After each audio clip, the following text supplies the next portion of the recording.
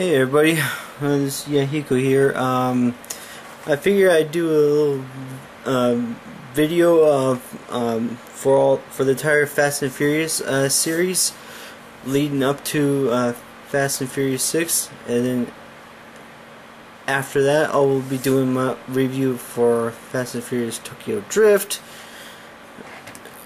just because that's how it is chronologically. So I figured that would be the best decision to go about it. Anyways, the first Fast and Furious movie follows this one character named Brian, and he's an undercover cop who is spying on the racing world, and it's actually character Dominic Toretto in specific. And so anyways, as far as like all the elements of the movie, like characters, cast, music, and so on, well, the characters were done very good, but I feel like they could have developed a little bit more, like maybe Vince or somebody or some other character developed, because some characters just seem to have their heads in their ass or whatever. So I just didn't think that was good. But however, the cast, the cast was just suited their characters, and they did what they were supposed to do. And the music, it suited the movie perfect, considering what it was going for. I mean, it was just guys having fun with cars and girls. So, I mean, what can you expect? And the story, the plot, well, it advanced pretty well. I really thought it was well done. So I really like that. And the dialogue, well, that was also very was done pretty good. There was no unnecessary lines or anything that drove me nuts. Now, some of the side elements that I'll be including in this, which is starts with romance. Well, there wasn't much romance in the movie, so, which is kind of a good thing, because I don't think that would have been a wise decision with all the cars and all the races and everything going on. So anyways, the romance, for how much it was, I think it was quite appropriate.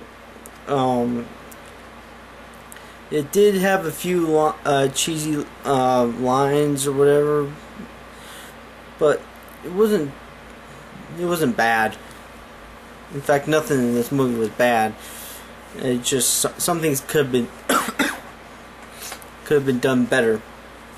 The action, boy, the action. Well, the pace was done was very well, and everything else about the action was just cool.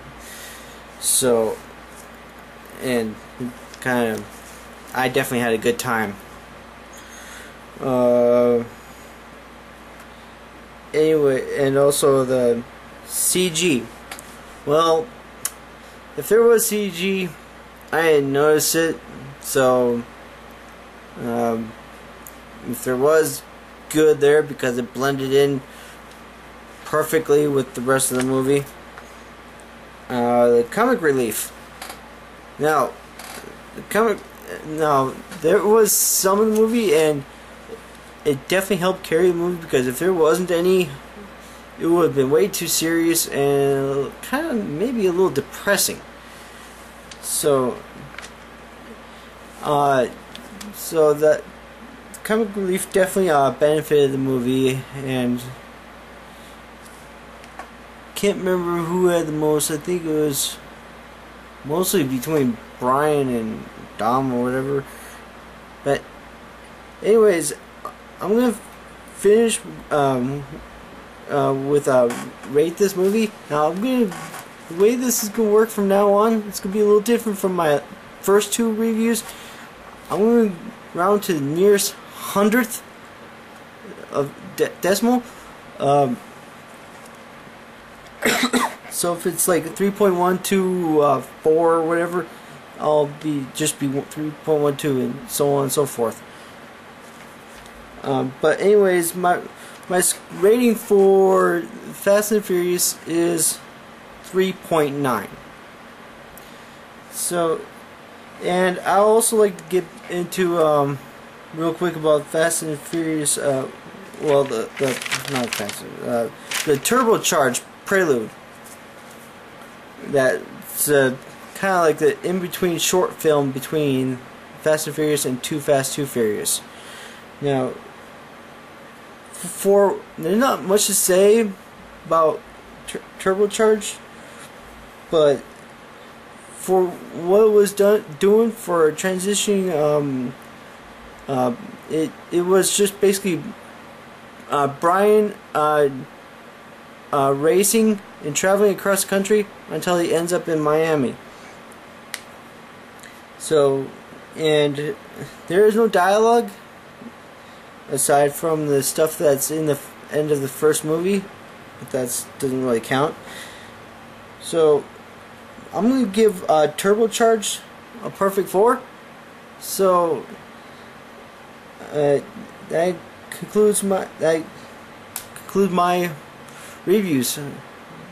So I definitely recommend checking those out and checking out the Turbo-Charged Prelude, because even though it's short, it's pretty good. Bye.